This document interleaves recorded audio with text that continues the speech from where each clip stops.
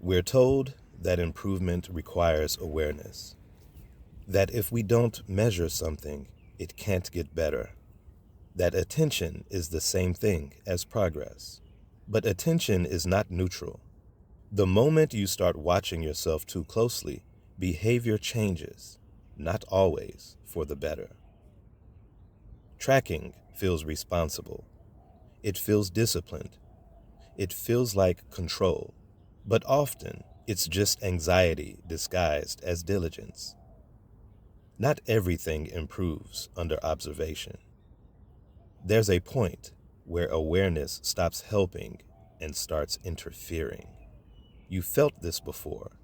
You overthink a moment you used to do naturally. You monitor a conversation while it's happening. You analyze performance during performance. The result is tension. When awareness moves too close to the action, fluid systems stiffen.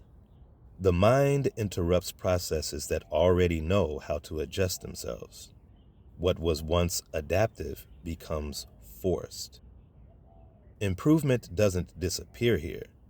It just gets blocked by self-consciousness.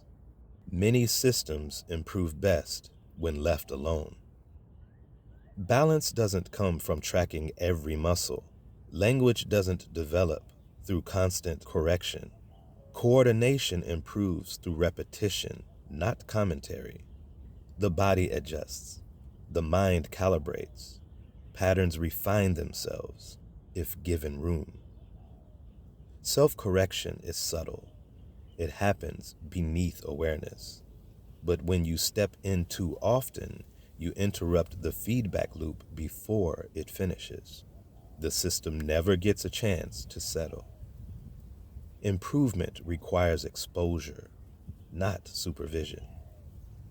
One of the most common mistakes is treating patience like performance. In performance mode, monitoring matters, feedback matters, evaluation matters. In practice mode, monitoring is mostly noise.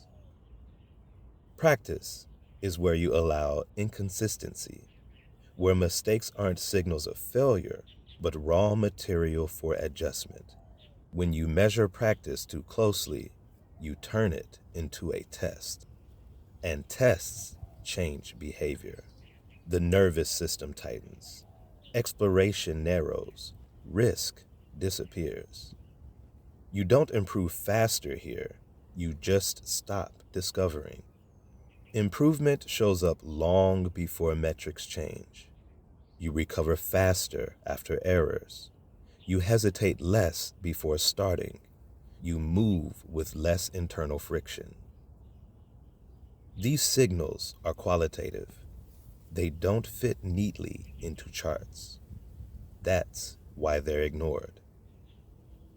Metrics are attractive because they're clean, but cleanliness is not accuracy. The most meaningful process indicators are often the least measurable.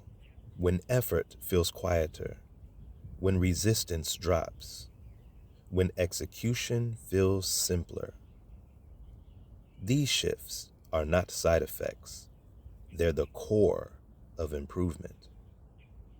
Improvement is not something you chase directly. It's what remains after enough exposure, repetition, and adjustment. When you focus too hard on improvement, you pull attention away from the process that creates it. You don't try to improve balance. You stand. You fall. You adjust. You don't try to improve understanding. You engage. You struggle.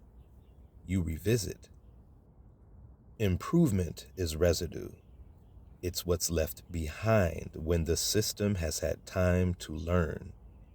Stop watching it so closely. Let it work. This is Subtle Logic.